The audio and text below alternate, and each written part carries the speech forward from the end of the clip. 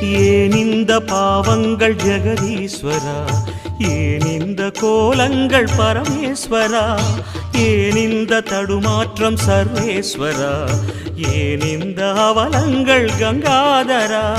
மூன்றாவதாம் உன் கண்ணையே நீர் திறப்பீர் உலகுயவே.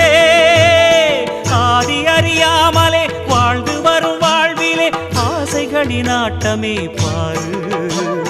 வாழ்க்கையில் சாவியும் ஆழியில் வீழ்ந்ததே, வழி என்பதென்ன இனி கூறு. கைலையில் தாண்டவம் ஆடியது போதுமே, பூமியில் நீ